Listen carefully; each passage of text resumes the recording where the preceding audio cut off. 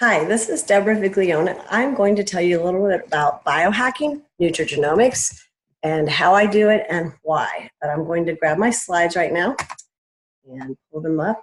Let's see. That'll be the right one. Let me check real quick because I pulled up the wrong one a minute ago. Yeah, this is it. Okay. All right, so we're going to biohack with nutrigenomics. And you're probably saying, what is nutrigenomics? That is basically using nutrition to manipulate our gene expression, okay? I have been doing this for years, but now we have a fancy name for what I do.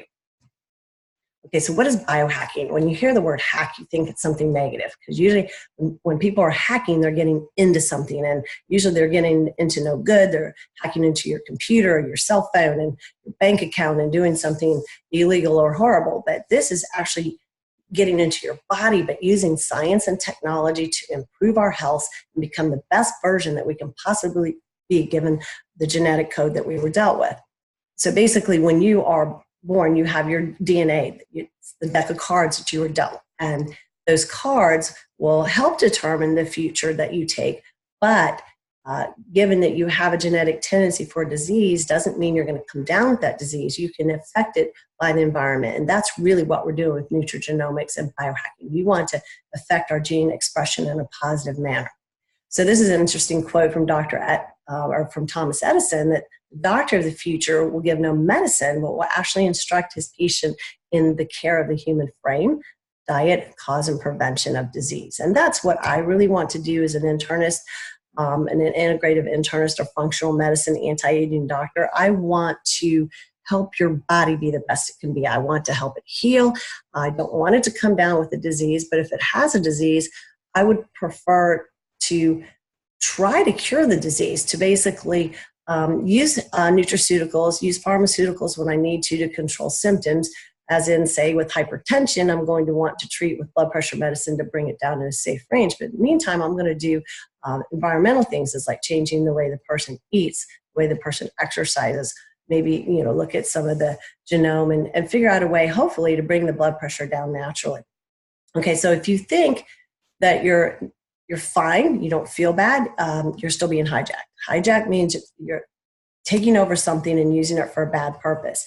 And basically, we are being hijacked 24/7, whether you know it or not. We're being hijacked physically, emotionally, biochemically.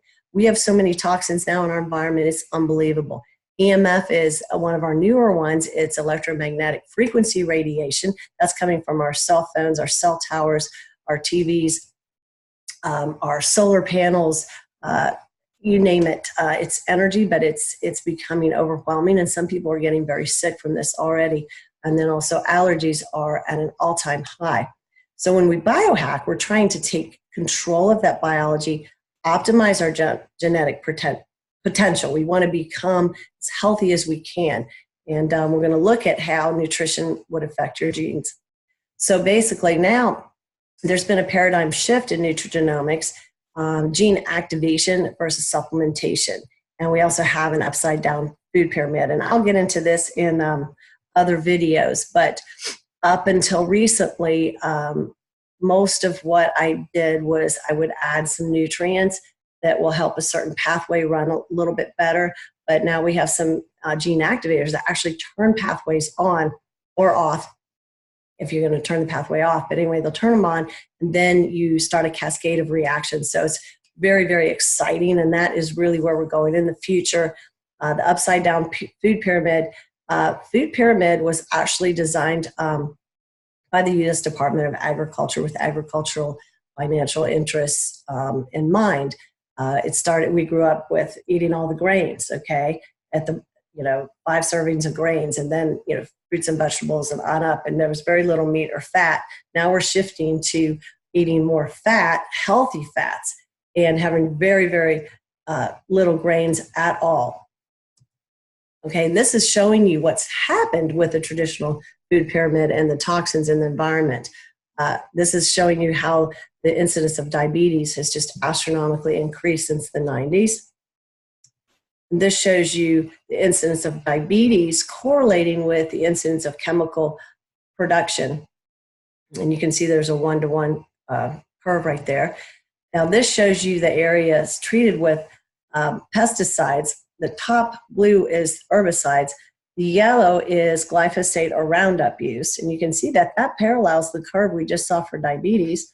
The red line is all insecticides. So that's remained pretty steady. And the herbicides have remained pretty steady. What's changed in our environment is the use of glyphosate or Roundup. This shows you the incidence of autism with glyphosate use. And that is absolutely a huge increase. This shows you the Alzheimer's prevalence and how that's increased. This shows you the deaths of dementia per Roundup use. The green is prior to Roundup. The blue is the genetically engineered soy and corn. And the red shows you the glyphosate that's used on corn and soy. Basically, if you are going to eat soy or corn products, they are all genetically modified unless it says so, non-GMO on the label or organic. All right, you may think, well, I'm not getting any glyphosate, but yes, you are. This is a standard American diet. We tend to call it SAD, but you can see here your wheat. Now, wheat is sprayed at the end of its life to help process it or dry it up. High fructose corn syrup is a big, bad player. That correlates with the increase in diabetes. Corn syrup is much sweeter than cane sugar, and it is also GMO, which is terrible. And I can maybe do another series on how bad fructose is for us versus cane sugar. GMO oil, also canola oil, most of the vegetable oils are going to be GMO. You've got GMO soy protein filler.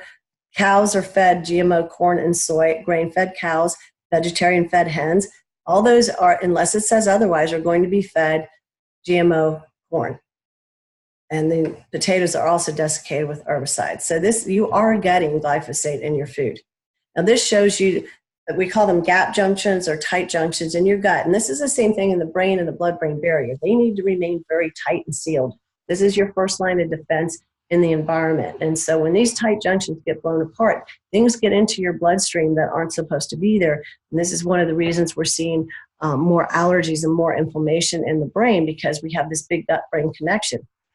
And so if you see here at the beginning, those tight junctions are the little yellow, kind of fluorescent yellow green line, and they're nice and tight. 6 minutes after eating a hamburger from a grain-fed cow, you can see them starting to blow apart. 10 minutes, you have fewer ones, and at 16 minutes, the gap junctions are completely gone. This is horrible because now all these things are getting in yeast, bacteria, viruses, all this stuff's getting in the bloodstream that shouldn't be there, parasites.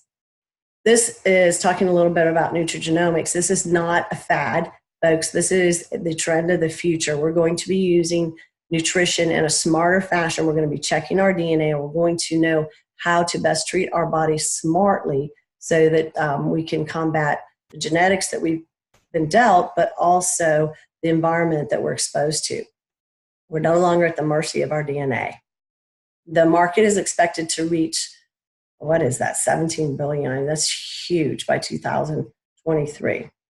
And I'm going to tell you next, this is really how I approach a patient that comes to me, maybe not all at once, but these are the areas that if they stay with me long enough, we're going to address all of them. Methylation is something that I do have a Facebook page. It's MTHFR/biohack methylation, where you can learn more about that. And I'm going to post this there, and I'm also going to post some videos about methylation. We look at if the person is toxic. We look at the detoxification pathways. We look at genetics, weaknesses in that, and try to optimize the body's ability to take out its trash. Hormone balance is extremely important. This would be adrenals, your sex hormones, and your thyroid to make sure that they're all functioning optimally. We look at nutrition. We do nutritional analyses to see how you're doing, and also then accordingly change your diet. We have the gut-brain health. It's extremely important. I study the intestines. I study the stool and some markers of hormone markers and markers of inflammation to see how we're doing there. DNA analysis, we're looking at genetic SNPs. These are alterations in your genetic from what is considered the normal. And also with that, we include a mitochondria workup. Mitochondria are your energy powerhouses. They're little bean-shaped organelles that are in all your cells producing 90% of your energy. And we're discovering that a lot of people are born with some genetic weaknesses in that area. That's profoundly important because mitochondrial dysfunction is the primary means of cancer formation in a cell. And we do not want our cells to turn into cancer cells. We want to keep them strong and healthy. Now, these are just obvious things, but sleep, rest, exercise, stress reduction, those are all things we're going to have to incorporate in our diet because in our life, if we don't, it doesn't matter how good we eat if we're not getting rest or we're not getting our stress levels down. So we need to do all of these things.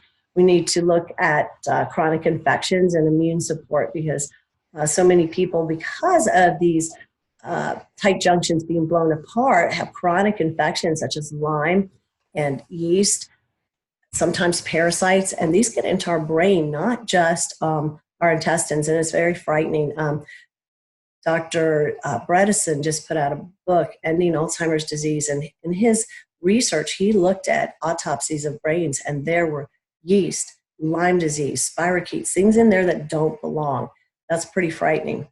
Then the last thing is the spiritual, emotional, and mental health. That's all extremely important too, and your attitude about biohacking and healing and just your zest for life is just extremely important.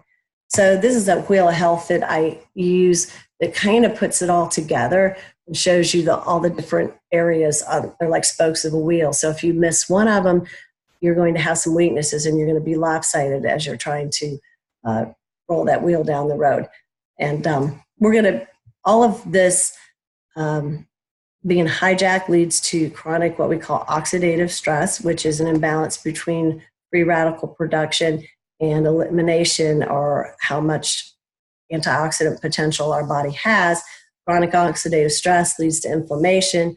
Chronic inflammation it's the primary cause of aging and disease and mitochondrial damage. Mitochondrial damage leads to cancer formation or death of a cell. That's not good. mTOR is just a fancy word basically of showing the body's balance between destruction and construction and keeping everything in balance or homeostasis. The newest thing in health and wellness is called autophagy, and that's the ability of the body to take out the trash. That's extremely important because, as we said, we're being hijacked. The trash is building up in our body, and we need to be able to do that well. I hope that gives you kind of an overview of where we're going to go from here. I'm going to break these spokes of the wheels down a little bit more and discuss some of the things that I do in detail. Thank you for tuning in.